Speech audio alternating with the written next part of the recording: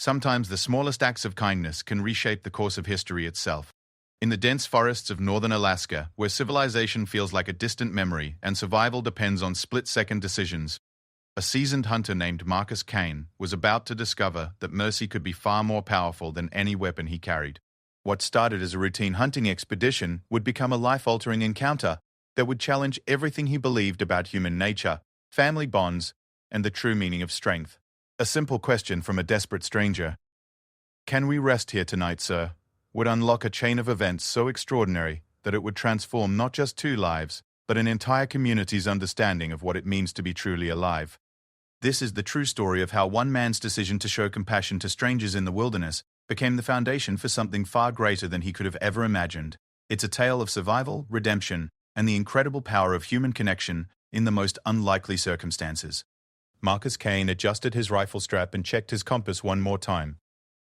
The autumn sun was already beginning its descent behind the towering pine trees, casting long shadows across the forest floor. He had been tracking the same elk herd for 3 days now, moving deeper into the Alaskan wilderness than he had ventured in years. At 52, Marcus was no stranger to solitude. The woods had become his sanctuary after his wife Sarah died 5 years ago, leaving him alone in their small cabin outside Fairbanks. The crunch of dried leaves beneath his boots was the only sound accompanying his thoughts as he navigated through the dense undergrowth. His weathered hands, scarred from decades of outdoor work, gripped his walking stick with practiced ease. Marcus had learned to read the forest like others read books. Every broken twig, every disturbed patch of earth, every unusual bird call told him a story. Today, however, the story seemed different. Something was wrong in these woods. It wasn't just the unusual quietness or the way the wildlife seemed to be avoiding this particular area. Marcus had noticed strange markings on several trees, scratches that didn't match any animal he knew. His instincts, honed by years of hunting and surviving in the wilderness, were telling him to be extra cautious. But Marcus Kane had never been one to back down from a challenge, and he wasn't about to start now. As the afternoon wore on, he finally caught sight of his quarry. A magnificent bull elk stood in a clearing about 200 yards away, its antlers catching the fading sunlight. Marcus slowly raised his rifle, steadying his breathing as he had done countless times before. Through the scope, he could see the animal clearly, unaware of the danger lurking in the shadows. Just as his finger began to apply pressure to the trigger, a sound made him freeze. It was faint at first, barely audible above the whisper of wind through the trees. But as he strained to listen, he realized what he was hearing. Human voices, and they sounded distressed. Marcus lowered his rifle and listened more intently. The voices were coming from somewhere beyond the clearing, deeper in the forest. There were at least 2 people, maybe more, and they sounded exhausted, possibly lost. The elk, sensing something amiss, raised its head and looked around nervously before bounding away into the thick forest. For a moment, Marcus felt a flash of irritation. He had been tracking that herd for days, and now his perfect shot was gone. But as the voices grew slightly louder, his irritation transformed into concern. These weren't the voices of experienced outdoorsmen. They sounded young, scared, and desperately tired. Against his better judgment, Marcus found himself moving toward the sounds. His years of military training kicked in automatically as he approached cautiously, using the trees for cover. The voices became clearer as he got closer, and what he heard made his blood run cold. "Mom, I can't walk anymore," a child's voice pleaded, barely above a whisper. "I know, sweetheart, I know," a woman's voice replied, filled with exhaustion and barely controlled panic. "We just need to find somewhere safe to rest. Somewhere he can't find us." Marcus paused behind a large pine tree, his mind racing. These people were clearly running from something, or someone. The woman's mention of he suggested they were fleeing from a dangerous situation. His instincts told him to be careful, but his conscience wouldn't let him simply walk away from what sounded like a mother and child in desperate need of help. Slowly, Marcus emerged from behind the tree, making sure his rifle was clearly visible but pointed safely toward the ground. About 50 yards ahead, he could see them now. A woman in her early 30s with long brown hair, wearing a torn jacket and muddy jeans, and a boy who couldn't have been more than 8 years old. Both looked like they had been walking for days without proper rest or food. The woman spotted him first, and her reaction was immediate and fierce. She instinctively stepped in front of her son, her arms spread wide in a protective gesture, her eyes wild with fear and desperation. "Please," she called out, her voice cracking with emotion. "We don't want any trouble. We're just trying to get to town." Marcus stopped walking and slowly raised his hands, showing that he meant no harm. "Ma'am, I'm not going to hurt you," he called back in his calmest voice. "My name is Marcus Kane. I live about 15 miles from here. Are you folks lost?" The woman didn't relax her defensive posture, but Marcus could see the hope flickering in her eyes. "We've been walking for 2 days," she said, her voice barely carrying across the distance between them. "My son is exhausted, and I think we might be going in circles." Marcus took a careful step forward. "Where are you trying to get to?" "Fairbanks," she replied. "We need to get to Fairbanks." "Ma'am, you're about 40 miles from Fairbanks, and you're headed in the wrong direction," Marcus said gently. "In this terrain? With a child. That's at least a 3-day walk if you know where you're going. Without proper supplies, it's going to be dangerous, especially with the temperature dropping tonight." The woman's composure finally cracked, and Marcus could see tears streaming down her dirt-stained face. The little boy beside her was swaying on his feet, clearly at the end of his physical limits. Marcus made a decision that would change all of their lives forever. "Ma'am, I have a cabin not too far from here," he said, taking another careful step forward. "It's warm, there's food, and you and your boy can rest safely there. No strings attached, no questions asked. Just basic human decency." The woman looked at him suspiciously, clearly torn between desperation and caution. "How do I know you're not like him?" she asked, her voice filled with pain and fear. Marcus didn't need to ask who him was. The bruises on her face, partially hidden by dirt and hair, told him everything he needed to know. "Because, ma'am, if I wanted to hurt you, I wouldn't be standing here talking to you. I'd have just walked away and minded my own business." For a long moment, they stared at each other across the forest clearing. Marcus could see her weighing her options, calculating risks, trying to decide whether to trust a stranger or continue fleeing through the wilderness with her exhausted child. The boy tugged at her jacket. "Mom, I'm so tired," he whispered, loud enough for Marcus to hear. The woman looked down at her son, and Marcus could see her heart breaking. When she looked back up at him, her decision was written across her face. "Can we rest here tonight, sir?" she asked, her voice barely above a whisper. Those 7 words would echo in Marcus's mind for years to come. In that moment, he realized that this encounter was about much more than helping lost travelers. These people were running from something terrible, and by offering them shelter, he was potentially putting himself in danger.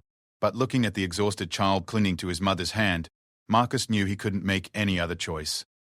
"Yes, ma'am," he replied firmly. "You can rest here tonight, and for as long as you need to." As they began walking toward his cabin, the woman walking slightly behind him with her son, Marcus couldn't shake the feeling that his quiet, solitary life was about to become much more complicated. He had always been the type of man who helped others when he could, but something about this situation felt different. The fear in the woman's eyes wasn't just about being lost in the woods. She was running from something much more dangerous than wild animals or harsh weather.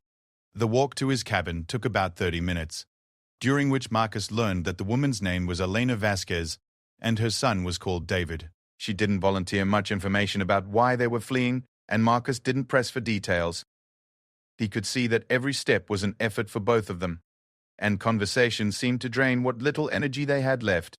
When they finally reached his cabin, nestled in a grove of aspen trees beside a small creek, Marcus could see the relief in Elena's eyes. The building was modest but well-maintained, with solar panels on the roof and a small generator shed nearby. Smoke was rising from the chimney, indicating that the automatic heating system had kicked in as the temperature dropped. "Welcome to my home," Marcus said, opening the front door and gesturing for them to enter. The interior of the cabin was warm and inviting, with handmade furniture and photographs of Marcus with his late wife covering the walls. Eleanor and David stood in the doorway for a moment, as if they couldn't quite believe they were finally safe. "The bathroom is down the hall if you folks want to clean up," Marcus said, busying himself with lighting a fire in the fireplace. "I'll get some food ready." As Elena and David disappeared down the hallway, Marcus began preparing a simple meal of soup and bread. His hands moved automatically through the familiar motions, but his mind was racing with questions. Who were these people running from? How long would they need to stay? And most importantly, what kind of danger was he potentially inviting into his peaceful existence? When Elena emerged from the bathroom 20 minutes later, Marcus barely recognized her. With the dirt washed from her face, he could see that she was actually quite beautiful, with kind eyes and a gentle smile that had somehow survived whatever ordeal she had been through. The bruises on her face were more visible now, a stark reminder of the violence they had fled from. "Thank you," she said simply, her eyes meeting his. "I can't tell you how much this means to us." Marcus nodded, not trusting himself to speak. There was something about this woman that stirred emotions he had thought buried with his wife. But more than that, there was a strength in her that he recognized and respected. Whatever she had been through, she had survived it, and had kept her child safe in the process. David appeared a few minutes later, transformed from the exhausted, frightened child Marcus had met in the forest. Clean and wearing some of Marcus's old clothes that he had found in a closet, the boy looked like any normal 8-year-old, except for the wariness in his eyes that no child should have to carry. As they sat around the dinner table sharing the simple meal Marcus had prepared, he began to see glimpses of who Elena and David really were beneath the trauma and exhaustion. Elena was intelligent and articulate, clearly educated, with a quick wit that emerged as she began to relax. David was curious about everything in the cabin, asking polite questions about the photographs, the books, and the various hunting trophies mounted on the walls. "Did you shoot all these animals yourself?" David asked, pointing to a mounted deer head. "I did," Marcus replied. "Hunting is how I make my living out here. I provide meat to restaurants in town, and I guide other hunters during the season." "Have you ever shot a bear?" David's eyes were wide with fascination. "A few times," Marcus said with a smile. "But only when I had to, for protection. Bears usually want nothing to do with humans, but sometimes you run into one that's sick or protecting its cubs." As the evening progressed, Marcus found himself genuinely enjoying their company. It had been years since he had shared a meal with anyone, and the sound of conversation and laughter in his cabin felt both foreign and wonderful. Elena helped with the dishes, insisting that it was the least she could do, while David curled up on the couch with one of Marcus's old adventure books. But as bedtime approached, the reality of their situation began to reassert itself. Marcus could see the tension returning to Elena's shoulders as she glanced toward the windows, as if expecting to see someone watching them from the darkness outside. "Elena," Marcus said quietly as David dozed on the couch, "I want you to know that you're safe here. I have security systems, and I know these woods better than anyone. If someone comes looking for you, they won't find this place easily." Elena looked at him with gratitude and something else he couldn't quite identify. "Marcus, there are things about our situation that I should tell you. Things that might make you change your mind about helping us." Marcus considered this for a moment. "Elena, I've lived alone in these woods for 5 years, since my wife died. In all that time, I've spoken to maybe a dozen people for more than 5 minutes. Tonight, for the first time in years, my home feels alive again. Whatever brought you here, I'm not going to turn you away." Elena's eyes filled with tears, and she reached across the table to touch his hand briefly. "Thank you," she whispered. "You have no idea what kind of man you are, do you?" Marcus felt his cheeks redden slightly. "I'm just doing what anyone would do." "No," Elena said firmly. "You're not. Most people would have kept walking when they heard us in the forest. Most people wouldn't have invited strangers into their home. Most people wouldn't have asked no questions and simply offered help to people who obviously have problems." Later that evening, after Marcus had set up the guest bedroom for Elena and David and made sure they had everything they needed, he sat alone by the dying fire in his living room. The cabin felt different now, filled with the presence of other people. He could hear Elena moving quietly around the guest room, settling her son into bed, and the sounds reminded him of happier times when his home had been filled with family. But beneath the contentment, Marcus felt a nagging sense of unease. Elena's fear was real and deep, and whoever they were running from had hurt them badly. By offering them shelter, Marcus had potentially made himself a target as well. His military training told him to prepare for trouble, to set up defensive positions and escape routes. But his heart told him that some things were worth the risk. As he finally headed to bed, Marcus paused outside the guest room door. He could hear Elena's soft voice reading to David the same story his own mother had read to him decades ago. The sound filled him with a warmth he hadn't felt in years, but it also strengthened his resolve. Whatever danger these people brought with them, he would face it. Some decisions, he realized, define who you really are as a person. The question was no longer whether Elena and David would be safe in his home. The question was whether any of them would be safe when the past finally caught up with them. Marcus woke before dawn, as was his habit, but something felt different. For the first time in years, his cabin wasn't silent. He could hear the quiet sounds of other people sleeping, the soft breathing from the guest room that reminded him he was no longer alone. As he dressed quietly and made his way to the kitchen, Marcus found himself moving more carefully than usual, trying not to wake his guests. The coffee was brewing when Elena appeared in the doorway, fully dressed despite the early hour. She looked rested but alert, and Marcus noticed she had positioned herself where she could see both the front door and the window that faced the forest path. "Couldn't sleep either?" she asked softly, accepting the mug of coffee he offered her. "I'm usually up before sunrise anyway," Marcus replied. "Old habits from the military." Elena nodded, wrapping her hands around the warm mug. "Army, Marines. 2 tours in Afghanistan before I came back and met Sarah." Marcus gestured to a photograph on the mantel showing him in uniform with a beautiful woman with kind eyes. "She looks like she was wonderful," Elena said, studying the picture. She was. 23 years of marriage, and she still surprised me every day. Marcus paused, realizing he was sharing more about himself than he had with anyone in years. "What about you? What did you do before?" Elena hesitated, and Marcus saw that familiar wariness return to her eyes. "I was a social worker in Phoenix. Child Protective Services mostly. David's father and I divorced when David was 3, and we moved to Arizona for a fresh start. And now you're running from something in Alaska," Marcus observed quietly. Elena set down her coffee mug and looked directly at him. "Marcus, I need to tell you the truth about why we're here, about what we're running from. You deserve to know what you've gotten yourself into."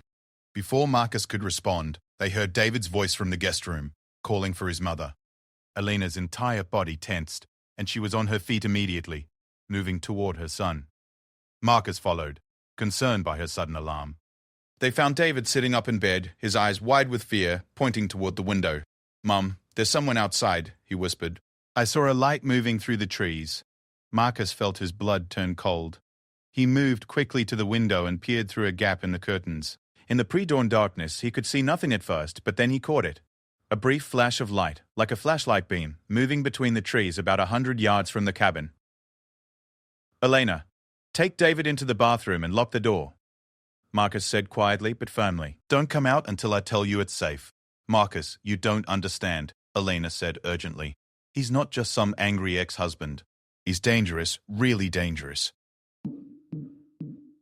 "Who is he?" Marcus asked, already moving toward his gun safe.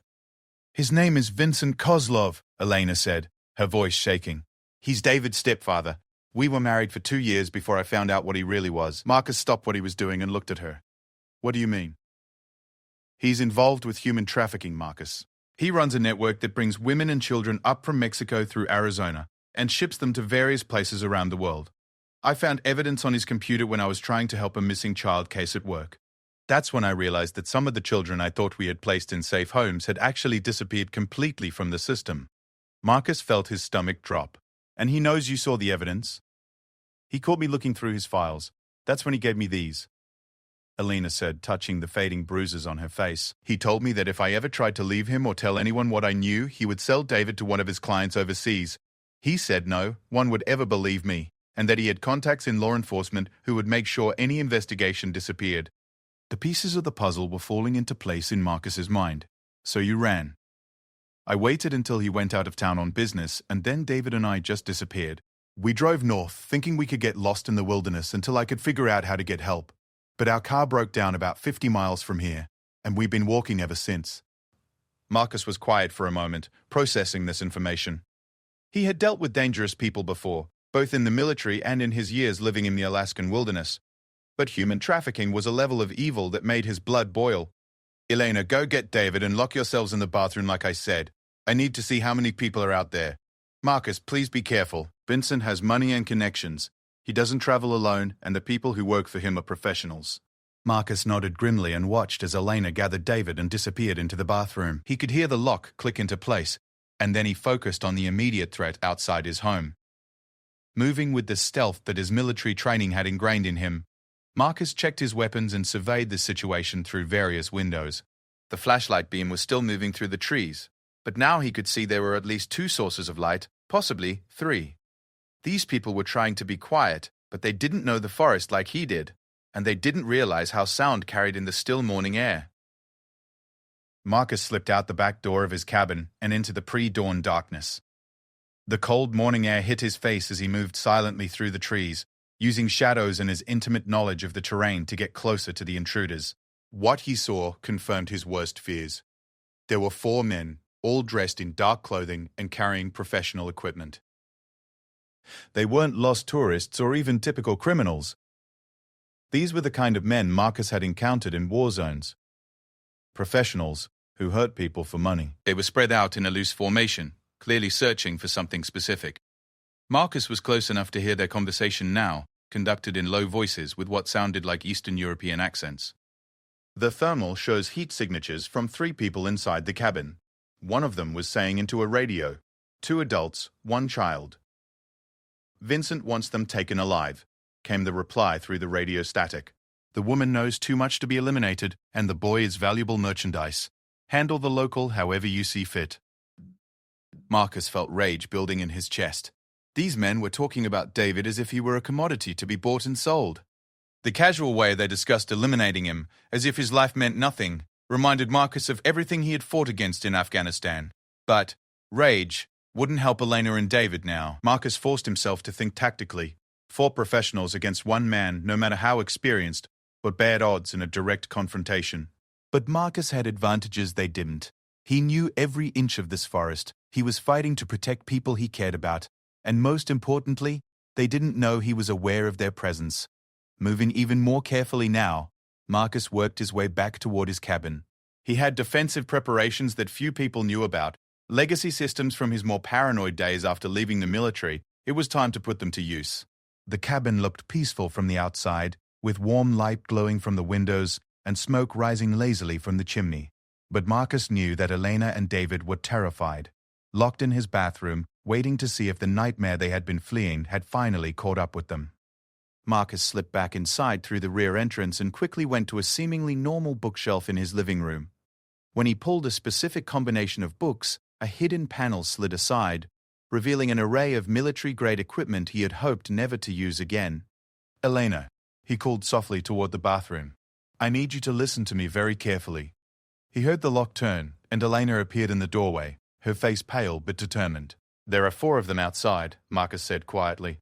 "They have thermal imaging equipment, so they know exactly where we are in the cabin. They're planning to take you and David alive, but they consider me expendable."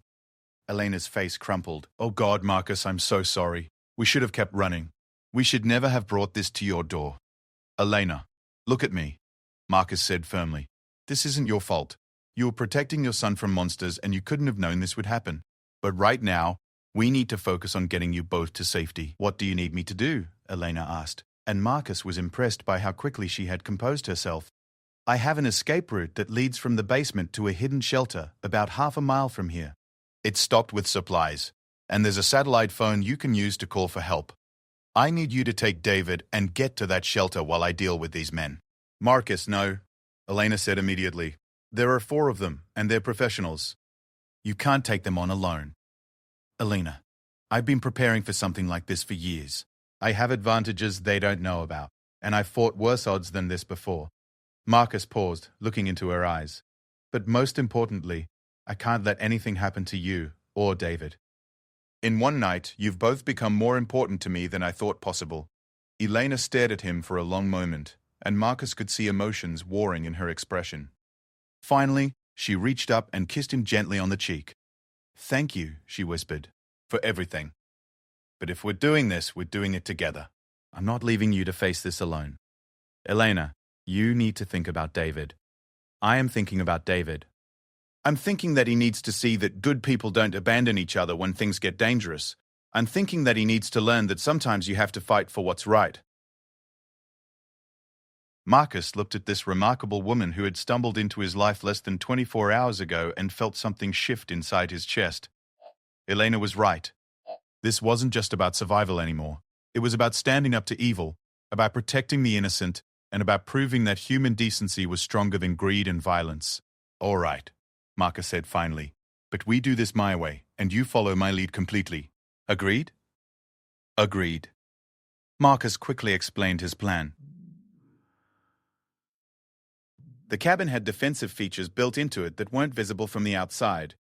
Reinforced walls in key areas, hidden firing positions, and most importantly, a series of motion sensors and remote-controlled devices that Marcus could use to confuse and disorient attackers. Elena would take David to a secure position in the basement, while Marcus engaged the attackers from multiple positions around the cabin, making it seem like there were more defenders than there actually were.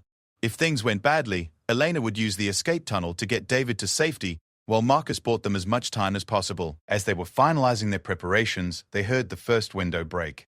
The attack began with professional precision. 2 men came through the front of the cabin while 2 more came through the back, using flashbang grenades to disorient the occupants and create chaos. But Marcus was ready for them. The first thing the attackers noticed was that the cabin seemed empty. The thermal signatures they had detected earlier were gone, which meant their targets had either escaped or were hiding in shielded areas.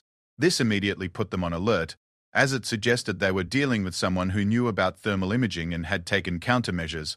Marcus watched from his concealed position as the 4 men moved through his home with military precision. They were good, very good, but they were operating in unfamiliar territory against someone who had had years to prepare for exactly this scenario.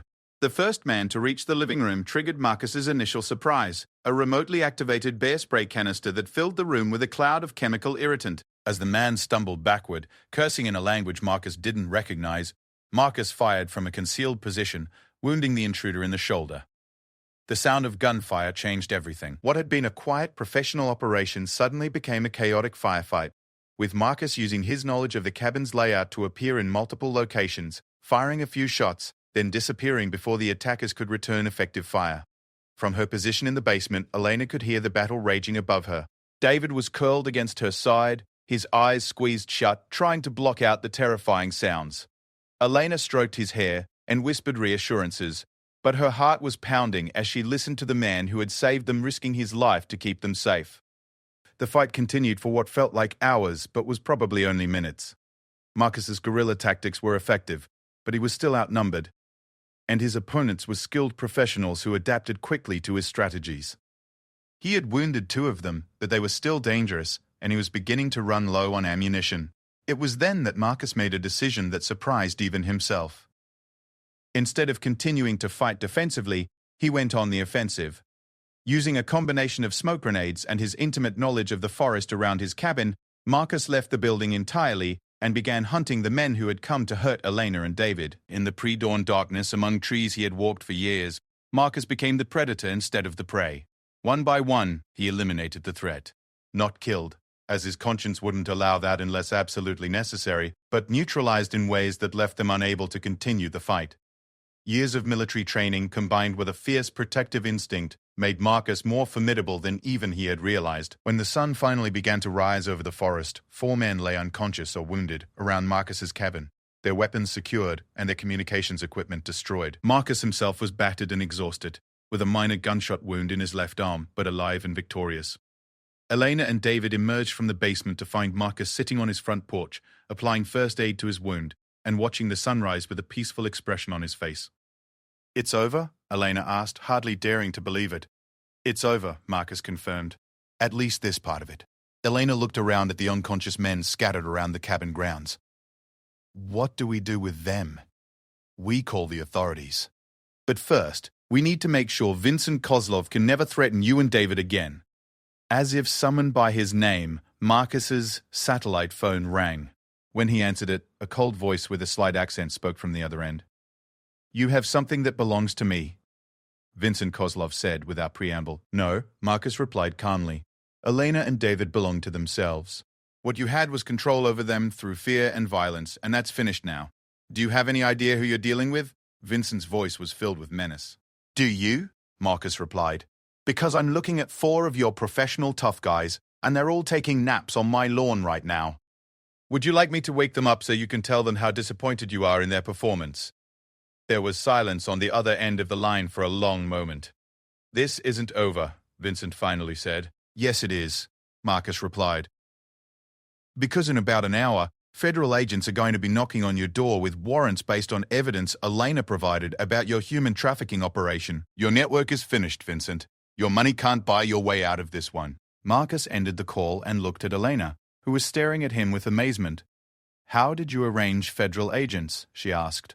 Marcus smiled and held up a device Elena hadn't seen before. "Military satellite communication system. I called in some favors with old friends who work in federal law enforcement now. Eleanor, that evidence you found on Vincent's computer? It's exactly what they needed to move against his entire operation."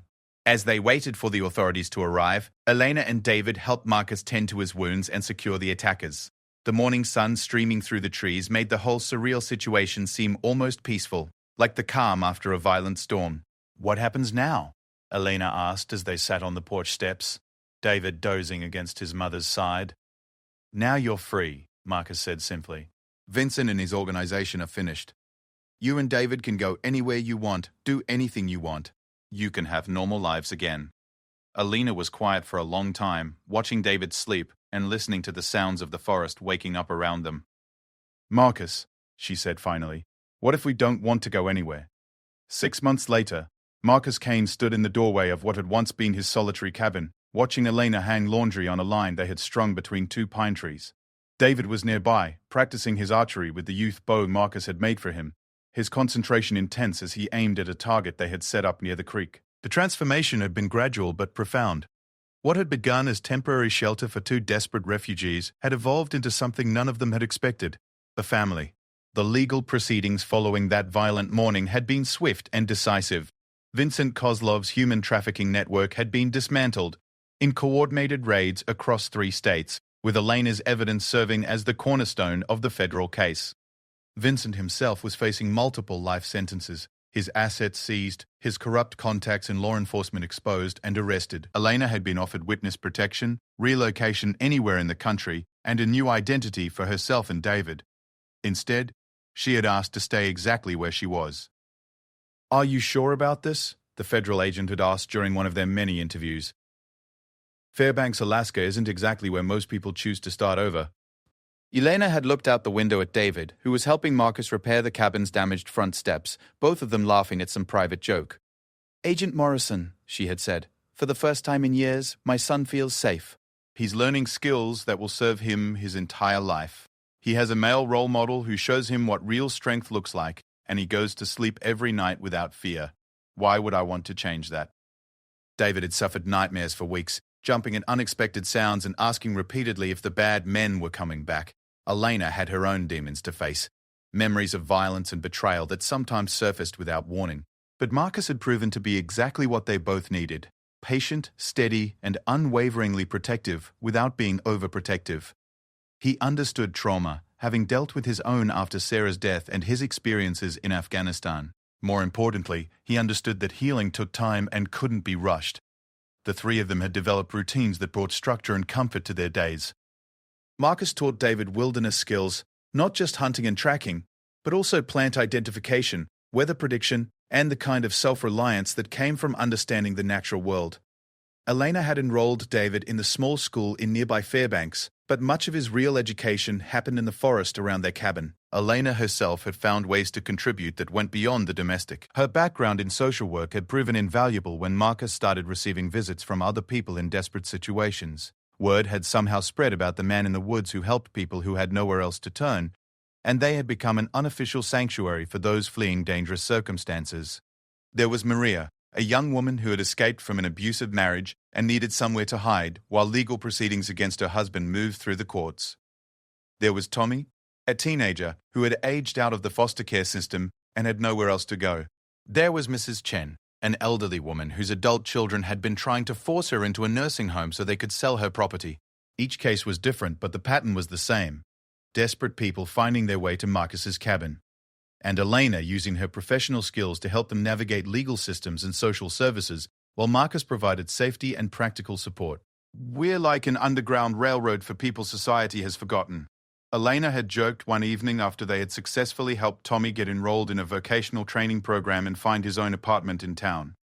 Marcus had smiled at the comparison, but he understood that what they were doing was important work. "Maybe," he had replied. "But mostly we're just doing what anyone should do when they see people in trouble." Elena had learned to love the rhythms of wilderness life in ways she never could have imagined during her years in Phoenix. She had become proficient with firearms not because she wanted to hunt, but because Marcus had insisted that anyone living in the Alaskan wilderness should know how to protect themselves. She had learned to preserve food, to read weather signs, to identify tracks in the snow. More surprisingly, she had discovered a talent for writing. The long, quiet evenings in the cabin had given her time to process everything that had happened to her, and she had begun documenting their experiences, initially just for her own therapeutic purposes. "You should publish this," Marcus had said one evening, after reading one of her pieces about their first night in the cabin. People need to understand that human trafficking isn't something that only happens in foreign countries or big cities. It's happening everywhere, and it takes ordinary people being willing to get involved to stop it. Eleanor's writing had evolved into a blog, then a series of articles for national magazines, and finally into a book contract with a major publisher. Her story of escape and recovery had resonated with readers across the country, and she had become an unexpected voice in the fight against human trafficking. David had thrived in ways that amazed everyone who knew him. The frightened, traumatized child who had stumbled out of the forest that autumn morning had grown into a confident, capable young man who seemed equally at home in the wilderness and in town. His teachers in Fairbanks consistently praised his maturity, his kindness to other students, and his unusual breadth of knowledge about the natural world. But it was his relationship with Marcus that had been the most transformative aspect of his new life. Marcus had never tried to replace David's biological father, but he had become something David had never had, a consistent, reliable male presence who showed him through actions rather than words what it meant to be a good man. Marcus doesn't just tell me things, David had explained to Elena one day when she asked him about his feelings regarding their unconventional family arrangement. He shows me. Like when he says it's important to help people who are in trouble, he actually does it. When he says you should keep your promises, he keeps every promise he makes to me. When he says violence should only be used to protect people who can't protect themselves, I've seen him do exactly that. The romantic aspect of Elena and Marcus's relationship had developed slowly, carefully, with both of them conscious of David's needs and the complex circumstances that had brought them together. They had been friends first, then partners in their unofficial rescue work, and finally something deeper. Marcus had been terrified of falling in love again after losing Sarah, convinced that he was too old, too set in his ways, too damaged by loss to build a new relationship. Elena had been equally wary, having had her trust in men shattered by Vincent's betrayal and violence. But gradually, through shared work and mutual respect, through quiet conversations by the fire and the daily intimacy of life in an isolated cabin, they had discovered that they were better together than either of them had been alone. The moment Marcus had realized he was in love with Elena had come during a particularly difficult case they had taken on. A young mother with 3 small children had arrived at their cabin in the middle of a blizzard, fleeing from a situation involving domestic violence and child endangerment. The woman had been so traumatized she could barely speak, and her children were sick and malnourished. Elena had worked tirelessly for 3 days, providing medical care, legal advocacy, and emotional support while Marcus handled the practical aspects of sheltering 5 additional people in their small cabin. When the crisis had finally passed and the family had been safely relocated to appropriate services in Anchorage, Marcus had found Elena collapsed in exhaustion on their couch. "Elena," he had said, sitting beside her and taking her hand, "why do you do this? Why do you put yourself through these emotional ordeals over and over again for strangers?" Elena had looked at him with tired but determined eyes. "Because someone did it for us, Marcus. You did it for us. When David and I were lost and frightened and had nowhere else to turn, you opened your door and asked no questions. How can I do any less for others who find themselves in the same situation?" In that moment, Marcus had understood that he wasn't just in love with Elena as a woman, but with her character, her strength, her compassion, and her unwavering commitment to helping others despite having every reason to withdraw from the world and focus only on her own healing. The proposal, when it finally came, had been as unconventional as everything else about their relationship. Marcus had been teaching David to fly fish in the creek behind their cabin, when the boy had suddenly looked up at him with serious eyes. "Marcus," David had said, "are you going to marry my mom?" Marcus had nearly dropped his fishing rod. "David, that's a very personal question. Why do you ask?" "Because I think you should," David had replied matter-of-factly. "You love her, and she loves you, and we're already a family. It seems like you should make it official." "What makes you think we love each other?" Marcus had asked, genuinely curious about the boy's perspective. "Because you look at each other the way people in movies do when they're in love," David had said. "And also because you both get this worried look when the other person is late coming home, and you always make sure the other person has had enough to eat before you eat, and you laugh at each other's jokes even when they're not funny." Marcus had burst into laughter at this astute observation. "David, what would you think if I did ask your mother to marry me?" "I think it would be about time," David had replied, returning his attention to his fishing line. The wedding had been small and simple, held in the clearing where Marcus had first encountered Elena and David almost exactly 1 year earlier. The officiant had been a justice of the peace from Fairbanks who had become a friend through their rescue work, The guests had included several of the people they had helped over the months, along with Marcus's old military buddies who had flown in from across the country. Elena had worn a simple white dress she had bought in town, and Marcus had worn his best flannel shirt and clean jeans. David had served as best man, ring bearer, and photographer all at the same time, taking his duties with the utmost seriousness.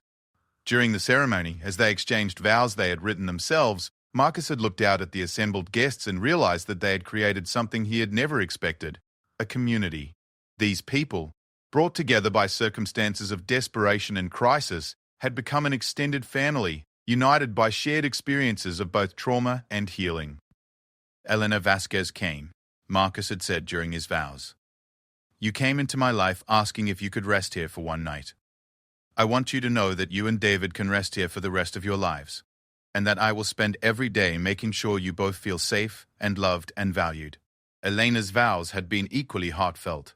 Marcus Kane, you saved our lives in more ways than you'll ever know. You showed us that good people still exist, that strength can be gentle, and that home isn't a place but a person who makes you feel safe enough to be yourself completely. Now, 6 months after the wedding, Marcus often found himself amazed by how completely his life had changed. The man who had lived alone in the wilderness for 5 years, convinced that his capacity for love had died with his first wife, was now part of a bustling household that seemed to be constantly welcoming new people who needed help. Their latest project was ambitious. They were working with state and federal agencies to establish a formal network of safe houses for people fleeing human trafficking and domestic violence. Elena's book had brought national attention to the issue, and her personal story of escape and recovery had inspired other survivors to come forward with their own experiences. Marcus, Elena said one evening as they sat on their porch watching David practice his archery by lamplight. Do you ever regret that morning when you heard us in the forest? Do you ever wish you had just kept walking and let your quiet life stay quiet? Marcus considered the question seriously, as he always did when Elena asked him something important. Their life was certainly more complicated now than it had been when he lived alone. Their cabin was rarely empty, their phone rang constantly, and their simple existence had evolved into something that resembled a small non-profit organization. But looking at David, who had grown 3 inches in the past year and was becoming the kind of young man any parent would be proud of, and at Elena, whose strength and compassion continued to amaze him every day, Marcus knew his answer. Elena, he said, taking her hand, that morning when I heard you and David in the forest, I thought I was just helping some lost travelers. I had no idea I was about to find the family I didn't even know I was looking for. Every challenge we've faced, every sleepless night, every difficult case we've taken on, it's all been worth it for this moment right here. Elena smiled and squeezed his hand. Even when David brings home stray animals and argues with you about doing his math homework? Especially then, Marcus replied with a laugh. Elena, for 5 years after Sarah died, I just existed. I went through the motions of living, but I wasn't really alive. You and David didn't just need rescuing that night. I did too. As if summoned by their conversation, David appeared on the porch, his archery practice finished for the evening. Marcus, he said, settling onto the porch step beside them. Mrs. Patterson from town called while you were outside. She says there's a family that needs help and the authorities think they might be heading this way. Elena and Marcus exchanged a look that contained an entire conversation. Another family in crisis, another chance to make a difference, another opportunity to prove that ordinary people could stand up to extraordinary evil. Did she give you any details? Elena asked. A mother and 2 teenage daughters running from something bad. They've been missing for 3 days and someone thought they saw them on the highway heading toward our area. Marcus stood up and began preparing for what had become a familiar routine. Elena, can you get the guest rooms ready? David, help me check the supplies in case we need to go looking for them. As the 3 of them moved into action with practiced efficiency, Marcus reflected on how naturally they had all adapted to lives dedicated to helping others. What had begun as a single act of compassion on a cold morning in the forest had evolved into something much larger, a commitment to ensuring that no one who needed help would be turned away from their door. Later that evening, as they waited for word about the missing family, Elena found Marcus sitting by the fire, cleaning his rifle with the same careful attention he had given it every night for years. Penny for your thoughts, she said, settling into the chair beside him. I was thinking about that question you asked me earlier, Marcus replied, about whether I ever regret that morning. And I realized that the question itself assumes that helping you and David was somehow separate from helping myself. But the truth is, Elena, saving you saved me too. Taking care of David taught me how to be the kind of man I always wanted to be. Building this life with you both showed me that Sarah's death wasn't the end of my story, just the end of one chapter. Elena reached over and touched his cheek gently. Sarah would have liked us, wouldn't she? She would have loved you both, Marcus replied without hesitation. And she would have been proud that her death led me to a life of helping others instead of just hiding from the world. The sound of vehicles approaching interrupted their conversation. Through the window, they could see the headlights of multiple cars making their way up the forest road toward their cabin. Patterson found them, Marcus said, setting aside his rifle and standing up. Elena and David joined him as they stepped outside to greet whatever new challenge was about to enter their lives. As the cars came to a stop in their driveway, Marcus felt the familiar mixture of anxiety and determination that came with each new rescue case. A sheriff's deputy got out of the first car, followed by a social worker Marcus recognized from previous cases. From the second car emerged three figures, a woman who appeared to be in her 40s and two teenage girls who looked exhausted and frightened. Mr. and Mrs. Kane, the deputy called out. Sorry to bother you so late, but we've got a situation that Mrs. Patterson thought you might be able to help with. As the woman and her daughters approached the cabin, Marcus could see the familiar signs, the wariness in their eyes, the way they stayed close together, the careful way they observed their surroundings, ready to run at the first sign of danger. Ma'am, Marcus said gently to the woman, my name is Marcus Kane, and this is my wife Elena and our son David. Are you folks in need of a safe place to stay? The woman looked at him for a long moment, clearly trying to assess whether he could be trusted. Finally, in a voice barely above a whisper, she asked the question that had started it all. Can we rest here tonight, sir? Marcus smiled and stepped aside, gesturing toward the warm, welcoming interior of their cabin. Ma'am, he said, you can rest here for as long as you need to. As the family walked into their home, Elena slipped her hand into Marcus's and squeezed gently. Another story was beginning, another chance to prove that kindness was stronger than cruelty, that ordinary people could make extraordinary differences in the world. Marcus Kane had learned that morning in the forest that sometimes the most important decisions in life are the simplest ones. When someone asks for help, you help. When someone needs shelter, you provide it. When someone needs protection, you stand between them and harm. Everything else he had discovered was just details.